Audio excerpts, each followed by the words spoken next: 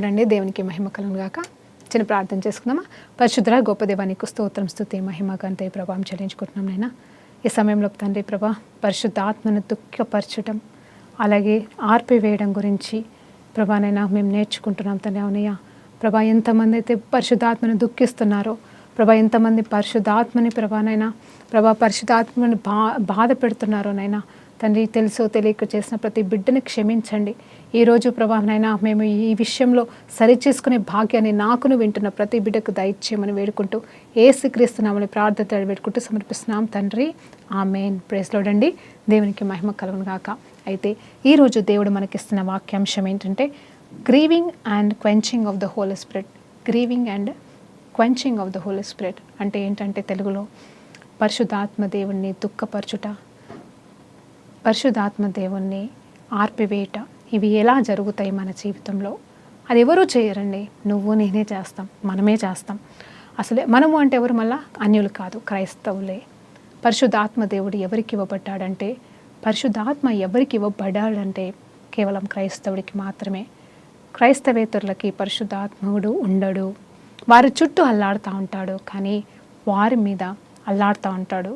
కానీ పరిశుద్ధాత్మ దేవుడు మనం ఎప్పుడైతే క్రైస్తవులముగా మార్చబడతామంటే, మరి డినామినేషన్ అంటే ఏదో క్రైస్తత్వంలో పుట్టడం వల్ల అని నేను చెప్పట్లేదు, కానీ దేవుని బిడ్డలుగా మనము ఆయనని అంగీకరించి రక్షణ పొందుకొని బాప్తిజం తీసుకున్న మనకి పరిశుద్ధాత్మ దేవుణ్ణి బహుమానంగా ఇవ్వడం అనేది జరిగింది.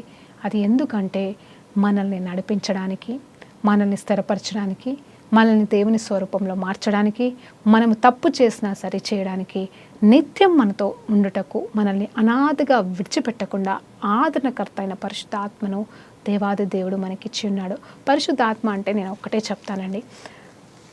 ఎట్లా నువ్వు పరిశుద్ధాత్మ దేవుణ్ణి ఎలా చెప్పగలవు అంటే, like what is the difference అనేది చెప్తే క్లుప్తంగా నేను అర్థమయ్యే ఇట్లా చెప్తానంటే, పరిశుద్ధాత్మ దేవుడి గురించి నేను ఎన్నో మెసేజెస్ ఇచ్చాను. మీరు మళ్ళీ అవి యూట్యూబ్లో ఉంటాయండి, కావాలంటే వినొచ్చు. కానీ క్లుప్తంగా చెప్తున్నాను. ఇప్పుడు ఒకవేళ మన పిల్లలే అనుకుందాం, కాసేపు మన పిల్లలు ఒకవేళ ఎక్కడికన్నా వెళ్ళారే అనుకోండి, వెళ్తే మన మనసు ఎలా ఉంటుంది? మన ఆలోచన అంతా కూడా మనం ఇక్కడే ఉన్నా కానీ మన మనసు అంతా అక్కడే ఉంటుంది, పిల్లల మీద. అయ్యో ఎక్కడున్నారో, ఎట్లా ఉన్నారో, ఏం చేస్తున్నారో అనే ఒక తలంపు ఉంటుంది కదండి, ఆలోచన. అంటే పిల్లలేని కావచ్చు, ఎవరైనా సరే మనకు తెలిసిన వాళ్ళు వెళ్ళినప్పుడు మరి ఖచ్చితంగా వాళ్ళ మీద, అంటే డైలీ రొటీన్లో కాదు కానీ ఏదైనా పరిస్థితులలో అవసరాలను బట్టి, లేకపోతే ఏదైనా ఊరికో టూర్కో అట్లా వెళ్ళినప్పుడు అయ్యో ఎలా ఉన్నారేమో అనిపిస్తూ ఉంటుంది. ఆ తల్లి కానీ, ఆ తండ్రి కానీ, ఆ వ్యక్తులు కానీ ఎలా అనుకుంటారంటే, మనిషిని అయితే ఇక్కడ ఉన్నాను కానీ నా ప్రాణం అంతా నా అక్కడ వాళ్ళ మీద ఉంది, నా బిడ్డ మీద ఉంది అని చెప్పుకుంటూ ఉంటాము. అంటే దాని అర్థం ఏంటంటే మన మనసు అంతా అక్కడ తిరుగుతూ ఉంటుంది. సో ఆ రీతిగానే దేవుడు కూడా, పరిశుద్ధాత్మ దేవుడు కూడా ఎవరంటే, మరి దేవాది దేవుడు శరీరాన్ని ధరించుకొని భూమి మీదకి వచ్చాడండి. యేసు ప్రభువుగా జీవించి మరి మన కోసము ఆయన కార్యము చేసి, మరి సంపూర్ణ కార్యము, మరి ఆయన మరణించి తిరిగి లేచి మరి మన పాపములన్నీ మోసుకొని మరి పునరుద్ధానుడై ఆయన వెళ్ళినప్పుడు మరి జరిగిన సంఘటన ఏంటంటే, ఆయన వెళ్ళినప్పుడు మనం ఒంటరిగా ఉంటాం కాబట్టి ఆయన ఆత్మనే, ఇప్పుడు ఎట్లయితే ఇప్పుడు నా బిడ్డ ఎక్కడో ఉంటే నా ఆత్మ అంతా అక్కడే ఉంది, నా ప్రాణం అంతా అక్కడే కొట్టుకుంటుంది అన్నట్టుగా, మరి ఆ రీతిగానే దేవుని ఆత్మని, పరిశుద్ధాత్మని, ఆయన ఆత్మనే మనకి భూమి మీద విడిచిపెట్టి వెళ్ళిపోయాడండి. హల్లెలూయా. అంటే ఆయన ఆత్మ లేనివాడు అక్కడ అంటే కాదండి. ఆయన సర్వోన్నతుడు, సర్వశక్తిమంతుడు, సర్వాధికారి, సర్వాంతర్యామి. కాబట్టి ఆయన అక్కడ ఉన్నాడు, ఇక్కడ ఉన్నాడు. అయితే ఆయనని మనకి ఏ రూపంలో ఇచ్చెళ్ళాడంటే, మనతో ఏ రీతిగా ఉండాలని వెళ్ళాడంటే ఆత్మ రూపంలో ఆయన మనతో ఉండడానికి మనకి ఇవ్వబడ్డాడు. ఆయనే పరిశుద్ధాత్ముడు, దేవుని ఆత్మనే అండి. దేవునికి మహిమ కలుగును గాక. ఇక్కడ నేనుండి నా పిల్లోడు ఎక్కడో ఉంటే అతనికి నేనేం సహాయం చేయలేను. లోకానుసారంగా చూస్తే కేవలం నా మనసు అక్కడ కొట్టుకుంటుండొచ్చు, నేనేమి విధంగా నేను ఆ బిడ్డకి సహాయం చేయలేకపోవచ్చు, తోడుగా ఉండలేకపోవచ్చు. కానీ దేవాది దేవుని ఆత్మ మనలో ఉంటే మనకి సహాయం చేస్తాడు, మనకి హెల్ప్ చేస్తాడు, అంటే మనతో ఉంటాడు, మనల్ని నడిపిస్తాడు, మనల్ని కాపాడుతాడు, మనల్ని పాపం వైపు చూడనీయకుండా చేస్తాడు. ప్రతి విషయంలో ఆయన సహాయకుడిగా నిత్యము నాతో మనతో ఉండడానికి ఇవ్వబడ్డవాడే పరిశుద్ధాత్ముడండి. అలాంటి గొప్ప వ్యక్తిని, అలాంటి దేవాది దేవుణ్ణి, అలాంటి దేవుని ఆత్మని నువ్వు బాధ పెడుతున్నావా, నువ్వు ఆర్పివేస్తున్నావా అనే ప్రశ్నతో ఈరోజు మిమ్మల్ని అడగాలనుకుంటున్నాను. అవును, ఒకవేళ నువ్వు అనుకో నాకు ఆత్మని పొందుకోలేదు, అవును ఆత్మని పొందుకోలేదు, నాకు భాషల వరం లేదు, నేను ఇంకా పరిశుద్ధాత్మని పొందుకోలేదు అని నువ్వు అనుకుంటున్నావా ఒక క్రైస్తవుడా? అంటే ఒకవేళ నువ్వు యేసు ప్రభుని నమ్మకం ఉందంటే వేరే విషయం. నమ్మి ఉండి కూడా నేను భాషల్లో ప్రార్థన చేయనంత మాత్రాన జాగ్రత్తగా వినండి, నీకు పరిశుద్ధాత్మ అనుభవం అనేది పూర్తిగా లేనంత మాత్రాన నీకు పరిశుద్ధాత్మ దేవుడు లేడని కాదు నీలో. కానీ ఎప్పుడైతే క్రీస్తును నీ సొంత రక్షకుడిగా అంగీకరించి నువ్వు బాప్తిజం తీసుకున్నావో, మరి ఆ క్షణమే పరిశుద్ధాత్మ దేవుడు, బాప్తిజం కూడా కాదండి, రక్షకునిగా యేసు నా ప్రభువు నా దేవుడు అని నువ్వు సాగిలపడి వేరే దేవుళ్ళే కాదని ఏ రోజైతే నువ్వు సమర్పించుకున్నావో, ఏ రోజైతే నోటితో ఒప్పుకొని హృదయంలో అంగీకరించావో, ఆ దినమే నువ్వు రక్షించబడ్డావు. ఆ దినమే పరిశుద్ధాత్మ దేవుడు నీ పైన అప్పటి వరకు అల్లాడిన పరిశుద్ధాత్మ దేవుడు, భూలోకంలో సర్వాంతర్యామిగా ఉన్న పరిశుద్ధాత్మ దేవుడు నీలోనికి వచ్చి నీ వాసము చేస్తున్నాడు. అయితే నువ్వు అభిషేకం గొప్పగా ఉంటేనే కాదు, కానీ ఆత్మదేవుడైతే నీలోనే ఉన్నాడు. ఆ ఆత్మని నువ్వు గొప్పగా పొందుకుంటావా, నువ్వు ఎక్కువగా పొందుకుంటావా, అదంతా అది second level of Christian life అండి. అది వేరండి, అది వేరు.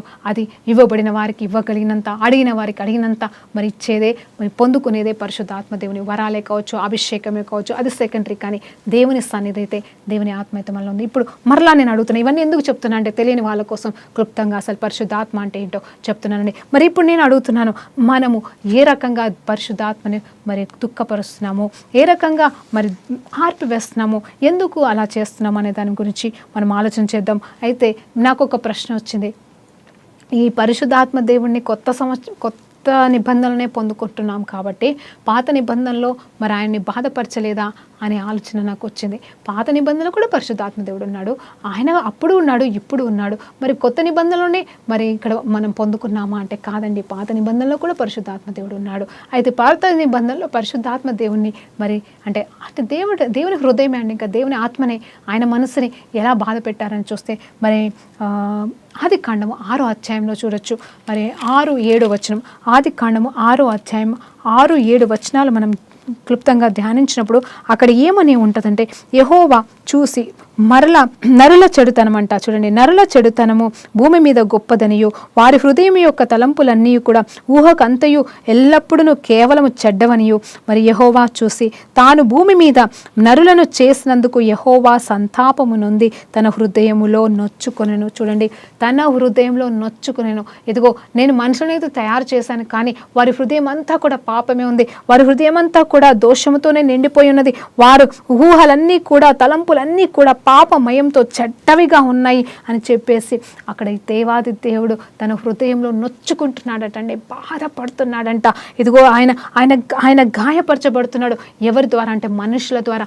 ఆయన స్వహస్తాలతో చేసిన, ఆయన ఇచ్చిన ప్రాణముతో బతుకుతున్న ఈ లోక మనుష్యులు, మరి అది అన్యులే, అక్కడ ఆ సమయంలో అన్యులే కావచ్చు, ఎవరైనా కావచ్చు, మనుషులంట ఆయనని దుఃఖపరిచారంట, ఆయన బాధ పెడుతున్నారంట. అది ఎప్పుడు ఆ టైంలో ఆయనకి కోపం వచ్చేసి ఏం చేశారు తెలుసా అండి, నోవా కాలంలో ఏం జరిగిందండి, మరి పడవని తయారు చేయమని చెప్పాడు. ఓన్లీ నోవాని దేవుడి చేత కృప పొందుకున్నవాడు. ఎందుకంటే నోవా దేవుని ఆత్మని దుఃఖపరచలేదు, ఎందుకంటే నీతిమంతుడిగా, ఉత్తముడిగా, పాపం లేనివాడిగా జీవించగలిగాడు, దేవుని మీద ఆధారపడ్డాడు నోవా ఒక్కడే. కాబట్టి నోవాని తన బిడ్డలు ఎలాంటి వాళ్ళో మనకు తెలియదండి, కానీ నోవాతో పాటుగా తన బిడ్డల్ని సహితం, తన భార్యని, అదే 3 కొడుకులని, కోడలని, తన భార్యని, మొత్తం 8 మందిని పడవలోకి వెళ్ళమంటాడు. హల్లెలూయా. ఆ పడవలో ఉన్న వాళ్ళని మాత్రమే, మరి జంతువుల్ని ఒక్కొక్కటి జంటగా మరి వాటిని మాత్రమే దేవుడు కాపాడి మిగతా వాటిని అన్నింటిని నిర్మూలన చేసేసి తర్వాత మరి ఏం జరిగిందంటే మరి శుద్ధీకరణ జరిగింది అనుకున్నాడు.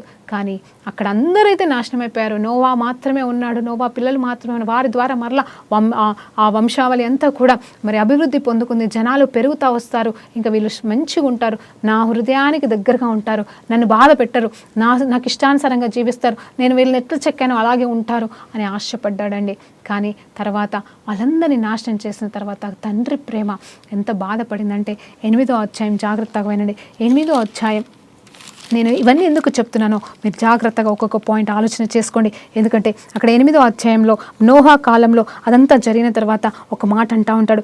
ఏమంటాడంటే, అయ్యా ఇదిగో తనగా మాట్లాడుకుంటున్నాడండి, ఇదిగో ఇంకొకసారి నేను ఈ రీతిగా ఎవరిని కూడా నేను నాశనము చేయను, భూలోకాన్ని నాశనం చేయను అంటున్నాడు. ఆయన ఎంత చక్కగా మాట్లాడుతున్నాడు చూడండి. ఇక మీదట నరులను బట్టి భూమిని మరలా నేను శపించను, భూమిని నేను ఇంకా శపించను, నరులను బట్టి అయితే శపించను. ఎందుకనగా నరుల హృదయ ఆలోచన వారి బాల్యముల నుండి చెడ్డది, నేనిప్పుడు చేసిన ప్రకారము ఇకను సమస్త జీవులను సంహరించను. భూమి నిల్చున్నంత వరకు, జాగ్రత్తగా వినండి, భూమి నిల్చున్నంత వరకు వెదకాలమును కోతకాలమును శీతోష్ణమును వేసవి శీతకాలమును మరి రాత్రింబొగళ్ళు ఉండక మానవని తన హృదయములో అనుకొనెను. జాగ్రత్తగా ఆలోచన చేద్దామా? దేవుడు మరలా పశ్చాత్తాపడుతున్నాడు. మనుషులు చేసిన దానికి కోపం వచ్చింది, నిర్మూలమైతే చేసేసాడు, దుఃఖం వేసింది, వేదన పడ్డాడు, తన ఆత్మలో కృంగిపోయాడు. ఎస్, ఆయన పరిశుద్ధాత్మ బాధపడింది. అయితే మరి తర్వాత చూస్తే అక్కడ ఏమైందంటే చివరికి బాధపడుతున్నాడు మళ్ళా. ఎందుకంటే అయ్యో నా బిడ్డల్ని ఇట్లా చేశానా, ఇంకా ఇట్లాంటి ఇంకా మనుషులు ఇంతే, మనుషుల జీవితం ఇంతే అని చెప్పేసి వీళ్ళనైతే నాశనం చేయను, ఇంకా ఇట్లాంటి పనులను చేయను, మనుషులను బట్టి భూమిని నా శపించను అలా అని చెప్పేసి మరి అందరినీ నేను నాశనం చేయను. ఇంకా ఇంకొకసారి అన్ని కాలాలు ఉంటాయి, అన్ని దీవెనలు ఉంటాయి భూమిపైన, అంటే భూమి ఉన్నంత వరకే అని కూడా దేవుడు మరలా మాట్లాడతాడు. భూమి ఉన్నంత వరకు అంట, భూమి లేకపోతే మరి నాకు తెలియదండి. భూమి ఉన్నంత వరకు ఇలాంటి నష్టం, ఇలాంటి ప్రళయాలు నేను అనుమతించనని దేవాది దేవుడే మరి తనగా మాట్లాడుకుని నిర్ణయం తీసుకున్నాడు. అంటే ఇంకా ఆయన మాట తప్పని దేవుడు. ఇప్పుడు మిమ్మల్ని అడుగుతున్నాను, ఇవన్నీ ఎందుకు చెప్తున్నానంటే జాగ్రత్తగా వినండి. దేవుడు అన్యాయస్తుడా? దేవుడు తప్పును సహిస్తున్నాడా? ఇవన్నీ లోకంలో జరుగుతున్నాయే. ఎవరు తప్పులు చేశారు, ఎవరు పాపము చేశారు, ఎందుకు వీళ్ళు కుంటివారిగా పుట్టారు, ఎందుకు వాళ్ళు గుడ్డివారిగా పుట్టారు, అంత మాత్రమే కాదు ఇదంతా ఎందుకు వస్తుంది, ఈ కరోనా ఏంటి, ఈ వర్షాలేంటి, దేవుడు తలుచుకుంటే ఆపలేడా, దయ చూపించట్లేడా అని చెప్పేసి దేవుణ్ణి తక్కువ చేస్తున్న ఓ జనులారా, దేవుడు ఎందుకు మాట ఇచ్చాడు అంటే మనుషులు చెడ్డవారే అయినను దేవుడు ప్రేమిస్తూ క్షమిస్తూ ఇవన్నీ వచ్చినా సరే దేవుడు కాపాడుతున్నాడు కాబట్టి ఇంకా మనం బ్రతికున్నామే. కానీ ఆయన ఆ రోజు తీసుకున్న తీర్మానం, నేను సర్వం నాశనం చేయనని. అవును, ఇవన్నీ అనుమతిస్తున్నాడా అంటే నాకు తెలియదు, ఇవన్నీ ఆయన ఇస్తున్నాడంటే నాకు తెలియదు. కానీ ఒకటి మాత్రం జాగ్రత్తగా గమనించండి, ఆయన తలుచుకుంటే నిమిషంలో మనం చేసే పాపాలని బట్టి, అప్పుడు వారు చేసిన పాపాల కంటే అందరెట్ల పాపాలలోకి మనం మునిగిపోయాం. అయినను దేవుడు తలుచుకుంటే అప్పుడు ఒక్క నిమిషంలోనే మొత్తం నాశనం చేయగలిగాడు, చేసేసాడు. ఆ వర్షాన్ని అనుమతించాడు. ఇప్పుడు కూడా ఈ వర్షాలని కూడా అనుమతిస్తున్నాడు. ఎందుకంటే బుద్ధి తెచ్చుకుంటారా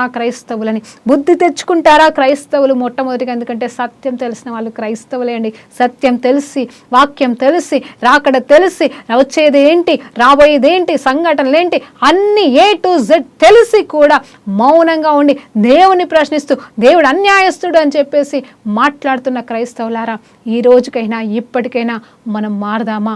ఆయన సన్నిధిలో సాగిలపడి ఆయనని బాధపెడుతున్నాం చూడండి. ఆయన మనలో ఉంటే ఆయన శక్తిని వాడుకోవాలా, ఆయన ప్రేమను వాడుకోవాలా, ఆయన కృపని వాడుకోవాలా, ఆయన ద్వారా ఎన్నో జరుగుతాయని. ఇదిగో నాలో ఉన్నవాడి లోకంలో మనకటి గొప్పవాడు కాబట్టి ఇదిగో నేను అది సాధించగలను, ఇది సాధించగలనని మేలు కార్యములు, మంచి కార్యములు లోకం కోసం మనం చేయాల్సిన వారిగా మనముంటూ ఉండకుండా మరి లోకాన్ని పాడు మార్గం వైపు నడిపిస్తూ మనమే తప్పులు చేస్తూ జీవిస్తుంటే లోపలున్న పరిశుద్ధాత్మ దేవుడు, నీలో నాలో ఉన్న పరిశుద్ధాత్మ దేవుడిని మనం ఏం చేస్తాం తెలిసి దుఃఖపరుస్తున్నాం, బాధ పెడుతున్నాం. ఆయన మన కోసం ఎన్నో చేయగలడండి. అయినను మనం ఆ విషయాలు తెలిసి కూడా తెలియనట్టుగా ప్రవర్తిస్తూ మూర్ఖులమైపోతున్నాం, దిగజారిపోతున్నాం, దేవుణ్ణి ప్రశ్నిస్తున్నాం. ఆ రీతిగా మనం ఉండకూడదు. ఎఫెసీయులకు రాసిన పత్రిక 4వ అధ్యాయం 29 నుండి 32 వచనాలు చూస్తే వారంట మరి ఎలా ఉంటుందో తెలుసా? వాట్ మేక్స్, అక్కడ క్లియర్గా రాయబడింది ఏమి దుఃఖపరుస్తాయి అంటే మనుషుల క్రియలంట. అంటే వాళ్ళలో ఉన్న కోపం, మత్సరము, జీవపుడ్డమం, వాట్ ఎవర్ ఇట్ మేబీ, ఆ పాపాలు, ఆ కుళ్ళు, కుతంత్రాలు, ఆ ఈర్షలు, పగలు, అవన్నీ కూడా అక్కడ రాయబడినాయండి. ఇవన్నిటిని బట్టి అంటే ఇప్పుడు నీలో నాలో ఉంది పరిశుద్ధాత్మ దేవుడు అండి. పరిశుద్ధాత్మ దేవుడు దేనికి గుర్తు? పరిశుద్ధతకి గుర్తు. ప్రేమ, వాత్సల్యత, కరుణ, కటాక్షము, దయగల దేవుడు, ఇవన్నీ చూపించడానికే కదండి. ఆయన సర్వనాశనం చేసిన తర్వాత కోపం వచ్చి బాధపడి ఎందుకు ఇలా చేశానని చెప్పేసి అన్న తర్వాత ఆయన చెప్పాడు, ఇంకెప్పుడు మనుషులను నాశనం చేయను. అందుకోసమే ఇంకా మనం బ్రతికున్నామే, కానీ ఆయన కావాలని నాశనం మనల్ని చేస్తలేడు. ఇదంతా కూడా మనము కొని తెచ్చుకున్న పాపాలకి కార్యాలే, కానీ ఇవన్నీ మనం చేస్తున్న వాటిని బట్టి వస్తున్నాయే, కానీ ఆయన అనుమతించింది ఆయనే చేస్తున్నాడు అని అంటే మాత్రం నేను ఒప్పుకోనండి. ఆయన చేసినా మంచిదే, సంతోషం. ఎందుకంటే we deserve all this such kind of distractions. ఇలాంటి శిక్షలకి మనం పాత్రమే, కాబట్టి శిక్షించినా మంచిదే అని దేవునికి సమర్పించుకుందామే, కానీ దేవుడు ఎందుకు చేస్తున్నాడని మాత్రం అనకూడదు. దయచేసి నన్ను క్షమించండి ఈ కఠినమైన మాటలకి. అయితే మన క్రియలను బట్టి, మన మోసపు క్రియలను బట్టి, మన చెడు వ్యసనాలను బట్టి ఆయన దుఃఖపరచబడుతున్నాడు.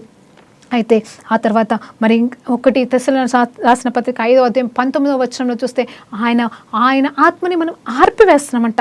ఆర్పివేయడం అంటే ఏంటి తెలుసా అండి? అది కూడా ఆలోచించేద్దాం. దుఃఖిస్తున్నాం మన క్రియల వల్ల. ఆయన మన ద్వారా మంచి చేయాలని చూస్తుంటే మనలో ఉన్న చెత్తతో ఆయనని కప్పివేసి, ఆయనని మౌనపరిచేసి మరి మనం ఆయనని తృణీకరిస్తున్నాం, ఆయనని ఆర్పివేస్తున్నాం. ఆయన మనకి చెప్తాడు, బిడ్డ అది చేయకూడదు, అది చేయకూడదు, ఇది చేయకూడదని. లోపలికి వెళ్ళి ఆయన మనల్ని గద్దిస్తుంటే ఒకసారి వింటాము, రెండోసారి వింటాము, మళ్ళీసారి వినకుండా తయారవుతున్నాం. అప్పుడు మనం ఏం చేస్తున్నామంటే ఆయన శక్తిని మనం ఆర్పివేస్తున్నాం, ఆయన బలాన్ని మనం తుడిచివేస్తున్నాం, ఆయనని నిర్లక్ష్యపరుస్తున్నాం. అంత మాత్రమే కాదు, ఆయన అసలు లేనట్టుగానే ప్రవర్తిస్తున్నామండి.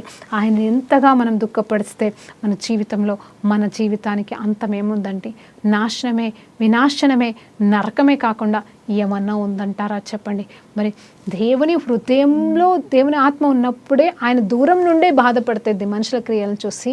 నీలో నాలో ఉన్న పరిశుద్ధాత్మ దేవుడు ఆయన ఇంత దుఃఖపరుస్తుంటే దేవాది దేవుడు చూస్తూ కూర్చున్నాడు అంటే కేవలం ఆయనకి మన పట్ల ఉన్న కరుణ, కటాక్షములు, ఆయన దీర్ఘశాంతము, ఆయన ఓపిక, ఆయన ప్రేమ, ఆయన అందుకోసమే దిగి వచ్చాడండి. ఏం చేయాలో అర్థం కాక ఈ మనుషుల పాపాలని భరించలేక వీళ్ళు మారరిల్లింతే. ఇంకా ఏ మనుషుడు పాపం లేనివాడంటూ లేనే లేడు, ప్రతి ఒక్క మనిషి పాపమే అని చెప్పేసి మరి సొలొమోను గారు కూడా ఒక చక్కటి ప్రార్థన చేస్తాడు. ఏంటంటే, ప్రభువా ఇదిగో నీ కోసం మందిరం కట్టానయ్యా నా తండ్రి కోరికను బట్టి.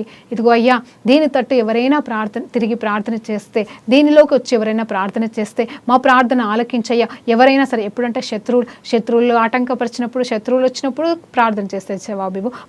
మాలో ఎవరమైనా తప్పు చేసి, ఎందుకంటే మనుషుడు పాపం చేయకుండా ఉండడు కాబట్టి అయ్యా, నీకు తెలుసు కదయ్యా, కాబట్టి మేమెవరమైనా, మనుషులు ఎవరైనా తప్పు చేస్తే, పాపం చేస్తే ప్రభా క్షమించమని నీ వైపు తిరిగినప్పుడు, నీ మందిరం వైపు తిరిగినప్పుడు కరుణించి కటాక్షించి మమ్మల్ని కడగయ్యా అని చెప్పేసి సొలొమోను గారు కూడా ప్రార్థన చేస్తారండి. అంటే ప్రార్థన అప్పచెప్తాడు. అప్పుడు తండ్రి దేవుడు ఏమంటాడు తెలుసా?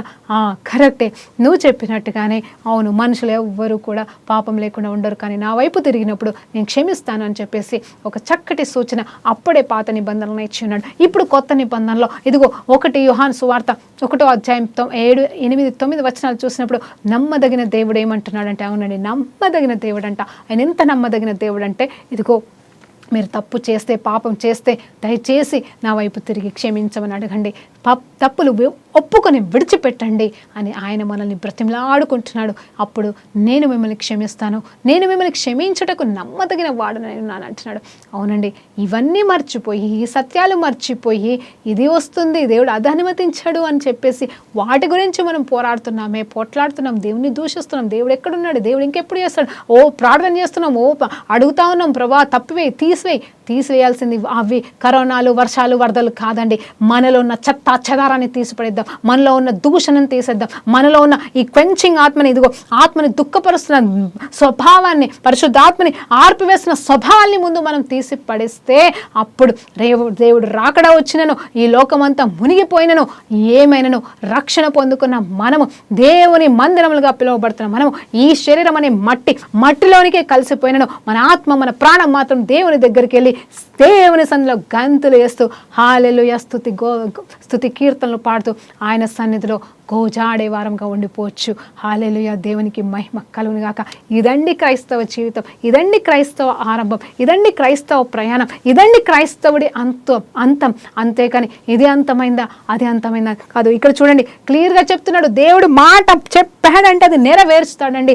ఎన్నోసార్లు చెప్పాడు, ఎన్నో నెరవేర్చాడు. హల్లెలూయా. ఇదిగో ఇంక మీదట భూమి ఉన్నంత కాలం, ఇంకా పోతే భూమియే పోవాలి, ఇంకంతే. భూమి పోతేనే ఇవన్నీ నాశనాలు అన్నిటికీ అనుమతిస్తాడు. ఎస్, నువ్వు నేను మారాలడానికి దేవుడు అనుమతిస్తున్న వాటిని దేవుడు తీసుకొచ్చి మనకి బుద్ధులు చెప్పడానికి కొన్ని అనుమతించిన దాన్ని బట్టి మనము బుద్ధి తెచ్చుకోవాలి. కానీ దేవుడికే బుద్ధి లేదని తిడుతున్న లోకంలో మనం జీవిస్తున్నాం. నేను క్రైస్తవుల గురించి మాట్లాడుతున్నానండి. పాపం అన్యులు వాళ్ళకి ఇవన్నీ తెలియక దేవుడు ఎక్కడున్నాడు అని వాళ్ళు ప్రశ్నించినట్టుగా క్రైస్తవులు కూడా ప్రశ్నిస్తే ఇంకా మనకి వాళ్ళకి తేడా ఏముందండి. హల్లెలూయా, దేవునికి మహిమ కలుగును గాక. నేను ఒక్కటే మాట అంటాను, క్రైస్తవులము మీద ఎంతో పెద్ద బాధ్యత దేవుడు ఇప్పటికీ నమ్మి ఇస్తున్నాడండి. అంత్యకాలంలో దేవుడు ఎవరిని నమ్ముతున్నాడు తెలుసా అండి? మనకి సువార్తలలో చూసినప్పుడు తలాంతులు ఇచ్చి నువ్వు నమ్మకంగా ఉంటే వాటిని బట్టి ఇంకా ఎక్కువ తలాంతులు ఇచ్చాడు. నువ్వు చిన్న వాటిలో నమ్మకంగా ఉంటే పెద్ద వాటిలో నమ్మకంగా ఉండేలాగా చేస్తానంటున్నాడు. ఇప్పుడు ఆ సమయం కూడా దాటిపోయింది. ఇక్కడ అయినను దేవుడు మనము నమ్మకంగా లేకపోయినను, మనము నమ్మకస్తులము కాకపోయినను ఆయన నమ్మదగిన దేవుడు కాబట్టి ఆయన ఏమంటున్నాడంటే, నేను ఇంకా నమ్ముతున్నాను, ఒక్కసారి నా వైపు తిరిగి నా వైపు అందరినీ తిప్పుతావా అని నన్ను నమ్ముతున్న దేవుడికి నువ్వు ఏమి జవాబు ఇవ్వాలనుకుంటున్నావు, నువ్వు ఏమి మాట్లాడాలనుకుంటున్నావు, ఏమని ప్రార్థన చేయాలనుకుంటున్నావు, లేదా దేవుణ్ణి ఏమని ప్రశ్నించాలనుకుంటున్నావు, ఇది నీకే అప్పచెప్తున్నాను తమ్ముడా, నీకే అప్పచెప్తున్నాను సహోదరి. ఎందుకంటే దేవుడు మన జీవితంలో చేయాలనుకున్నవి చెయ్యక మానడండి. నిజం చెప్తున్నాను, ఆయన చెప్పిన ప్రతి మాట ఆమెనవును గాక. కొన్ని విషయాలు చూడండి, నాశనము చేసిన దేవుడే నాశనం చెయ్యనని చెప్పేసి ఒప్పందం తీసుకున్నాడు. వీళ్ళు ఇలా తయారవుతున్నారు, వీళ్ళని ఏం చేయాలో అర్థం కాక దేవుడు మనిషి రూపము ధరించుకుని దిగి వచ్చి యేసు ప్రభువుగా 30 సంవత్సరాలు జీవించి 3.5 సంవత్సరాలు అద్భుతములు చేసి తర్వాత మరి ఆయన లోక పాప భారాన్ని మోసుకొని వెళ్ళాడండి. ఎంత గొప్ప దేవుడు! మన భారాలు మోసుకొని వెళ్ళిపోయిన దేవాది దేవుడికి మరి ఇంకను ఏమి ఇవ్వడానికి ఉంది మన దగ్గర అంటే ఏమీ లేదు. మన జీవితాన్ని అర్పిద్దాం, మన జీవితాన్ని ఆయనకి సాగిలపడేలాగా, ఆయన సన్నిధిలో సాగిలపడేలాగా సమర్పించుకుందాం. దేవా, నాకు ఇంకేం వద్దయ్యా, నేనుండి కానిదేదద్దయ్యా, నువ్వేమిస్తే అదే కావాలయ్యా, నేనుండే కావాలయ్యా. అవును ప్రభా, అది శిక్షణను నేను పొందుకుంటాను, అది మేలైనను నాకు సంతోషమే. అవును, యోబు గారు చెప్తారు, మేలే మనం పొందుకుందామా, కీడైతే పొందుకోమని. అంత గొప్ప భక్తుడు చెప్పగలిగినప్పుడు దేవుని రక్తం చేత కొనవబడి ఆయన స్వకీయ జనముగా పిలువబడుతూ ఆయన ఆత్మను పొందుకొని ఆయన ఆలయాలుగా పిలువబడుతున్న మనము ఆయన నుండి వచ్చేది ఏదైనా పొందుకోవడానికి మనం సిద్ధంగా ఉందాము. ఆయన మేలే చేస్తాడు కానీ మరి నాశనం కాదు. మరికి ఇర్మియా గ్రంథంలో 29వ అధ్యాయం 11వ వచనంలో the plans I have for you are only for the better things, మంచి ప్రణాళికలే కలిగి ఉన్నాయి, మిమ్మల్ని నాశనం చేయడానికి కాదు, not for the destruction but for the good purpose అంటున్నాడు. అందుకే రోమిల రాసిన పత్రిక 8వ అధ్యాయం 28వ వచనంలో క్లియర్గా చెప్తున్న మాట ఏంటంటే, జరిగేది ఏమి జరిగినను మన మేలు కొరికే ఆయన మహిమార్థమే జరుగుతుందని విశ్వసిస్తూ నిలబడతామా? ఈ సమయంలో క్రైస్తవులుగా మన బాధ్యత ఏంటి? ఈ కరోనా కాలంలో, ఈ కష్టకాలంలో, ఈ వర్షాలు ఇంత భయంకరమైన వస్తున్న కాలంలో మరి ఇంకేమేమి రాబోతున్నాయో భయపడుతూ భయపడుతున్నాం. ఇది వస్తుందంటే అది వస్తుంది, అలవాటైపోయింది, అలవాటైపోయింది. ఎస్, అది లోకంలో వాళ్ళకి అలవాటైపోయిందండి. వాళ్ళకున్నంత ధైర్యం నిబ్బరం మనకు లేకుండా పోయింది.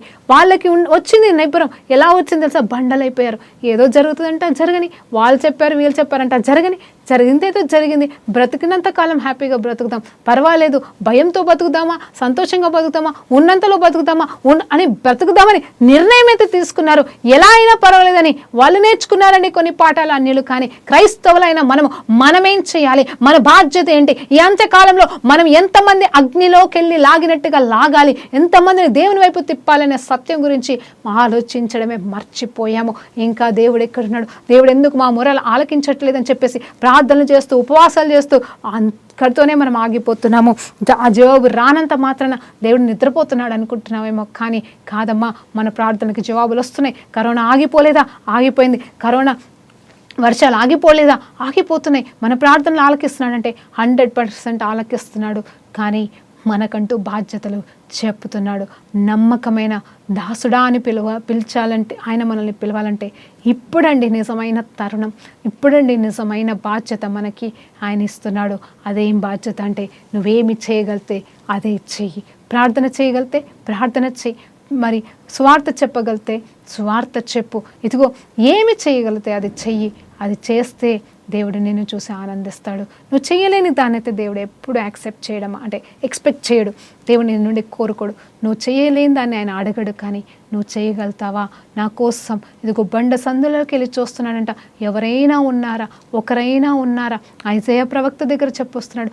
ఎందుకంటే ఒక మాట చెప్తాను, వాళ్ళ సమయంలో ఆ చిన్న ఇజ్రాయెల్ దేశం కోసం ఆ పాత నిబంధన అంతా కూడా ఇజ్రాయెల్ దేశం మీదనే తిరుగుతుందండి. ఆ చిన్న దేశమే అంతే అండి.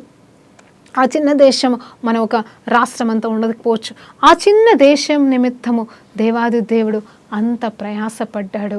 వాళ్ళని నమ్ముతా వచ్చాడు. వాళ్ళు నమ్మలేకపోయారు. కానీ దేవాది దేవుడు యేసు ప్రభు వారిగా తిరిగి వచ్చిన తర్వాత, పాతి పెట్టబడి తిరిగి లేచి అహరోణమే వెళ్ళిపోయిన తర్వాత ఆయన ఇప్పుడు ఆ చిన్న దేశాన్ని చూస్తలేడు, కానీ మొత్తం యావత్ ప్రపంచాన్నైనా కన్ను దృష్టిలో పెట్టుకున్నాడండి. ఆయన అప్పుడు వాళ్ళని బట్టి, నిజమండి, వాళ్ళని బట్టి లోకాన్ని రక్షించాలనుకున్నాడు. వాళ్ళని బట్టి అన్యులని, తప్పు చేసే వాళ్ళని నాశనం చేస్తూ సరితీసుకున్న వాళ్ళని ఆయన వైపు తిప్పుకుంటూ ఆయన జీవించాలనుకున్నాడు. అంటే వారిలో జీవించాలనుకున్నాడు. వారి ఈ లోకాన్ని ఆదాము కోల్పోయిన మహిమలోకి తీసుకురావాలనుకున్నాడు. కానీ మనుషులు తన నమ్మిన తన జనమే విననొల్లకపోయేసరికి ఆయన అందరి కోసం మరొక్క అడిగేశాడు. ఆ అడిగేయడం వల్ల ఇప్పుడు అందరినీ నమ్ముతున్నాడు. అందరినీ నమ్మి అందరికీ రక్షణిస్తున్నాడు. అందరికీ బాధ్యత అప్పచెప్తున్నాడు. అందరినీ కోరుకుంటున్నాడు. హల్లెలూయా. అప్పుడు అందరినీ కోరుకున్నాడు, ఇప్పుడు అందరినీ కోరుకుంటున్నాడు. అప్పుడు ఆ కొద్ది మంది నిర్లక్ష్యపరిచిన సందర్భాల గురించి బైబిల్లో రాయబడితే ఇప్పుడు మరి క్రైస్తవులని పిలువబడుతూ దేవుని ప్రేమ రుచి చూసి ఆయనని తృణీకరిస్తున్న మన కోసం ఎన్ని బైబిల్ పుస్తకాలు రాయాలో మరి నాకు తెలియట్లేదు. హల్లెలూయా. దేవునికి మహిమ కలుగును గాక. నేర్చుకుంటున్నామా? ఇదిగో ఈ వీడియోలు, లేకపోతే మరి సాక్ష్యాలు, ఇదిగో మనుషుల జీవిత అనుభవాలు, సేవకుల జీవితాలు, ఇవన్నీ మనం ధ్యానించినప్పుడు మనకు అర్థమైపోతుందండి. కేవలం బైబిలే కాదండి, బైబిల్ తర్వాత కూడా ఎన్నో జరిగినాయి. అవన్నీ కూడా పరిశుద్ధాత్మ దేవుని ద్వారానే మరి జరుగుతున్నాయి. చూడండి, మనము పరిశుద్ధాత్మని ఎంతగా దుఃఖిస్తాము, ఎంతగా ఆర్పివేస్తున్నాము. అంటే ఇక్కడ ఆర్పివేయడం అంటే ఇవన్నీ మనం చేయకపోతే, దేవుడు చెప్పినవన్నీ చేయకపోతే, ఆయన మనల్ని ఏది నమ్మి అప్పచెప్తున్నాడో, కోరుకుంటున్నాడో అవన్నీ మనం చేయకపోతే, చూడండి, ఆయన మనలో పరిశుద్ధాత్మని పెట్టి ఉన్నాడు. ఆయన ఆత్మ ద్వారానే చేస్తున్నాడు. శక్తి చేత, బలము చేత కాదు, ఆత్మ ద్వారానే, నా ఆత్మ ద్వారానే అని మనకు ఆత్మని ఇచ్చి ఉన్నాడు. ఆత్మని వ్యర్థం చేయడమే ఆయన ఆత్మని ఆర్పివేయడం అండి. మరొక్కసారి జ్ఞాపకం చేస్తున్నాను, దయచేసి ఇక మీదట ఆయన పరిశుద్ధాత్మని మనం ఆర్పివేయకూడదు. ఇంకొకటి, దేవుని ఆత్మ ద్వారా జరుగుతున్న కార్యాలను ఎవరైనా సరే, ఇది దయ్యపు ఆత్మ అంటే కూడా అది పాపమే. అది కూడా పరిశుద్ధాత్మ దేవుని దుఃఖించినట్టే. ఎంతోమంది పాత నిబంధనలు, మరి యేసుప్రభు కాలంలో కూడా యేసుప్రభు అద్భుతాలు, సూచక్రియలు, దయ్యాలను నిలగొడుతుంటే, దయ్యం పట్టిన వాడే దయ్యాలను నిలగొడుతున్నా అంటాడు. అప్పుడు వెంటనే ఒక మాట ఉంటాడు, తండ్రి దేవుడు ఏమంటాడంటే, ఇదిగో ఎవరికి విషయంలో తప్పు చేసిన క్షమాపణ ఉంటుంది, కానీ పరిశుద్ధాత్మకు వ్యతిరేకంగా మరి తప్పు చేస్తే క్షమాపణ ఉండదంట. అంటే దేవుని ఆత్మచేత నింపబడిన వాళ్ళని దయ్యపాత్మ అంటే అది నిజమైన పాపమని కూడా, దానికి క్షమాపణ లేదని చెప్తున్నాడు. ప్రార్థనతో ముగించుకుందామండి. పరిశుద్ధురా గొప్ప దేవా, నీకు స్తోత్రమయ్యా. తెలిసి తెలియక ప్రభా, జ్ఞానంతో అజ్ఞానంతో ప్రభా, నైనా తండ్రి అన్ని విషయాలలో అన్ని రకాలుగా ప్రభా నేను ఎంతగానో బాధ పెట్టామయ్యా. పరిశుద్ధాత్మను బాధ పెట్టాం, దుఃఖించామయ్యా, ఆర్పివేశామయ్యా.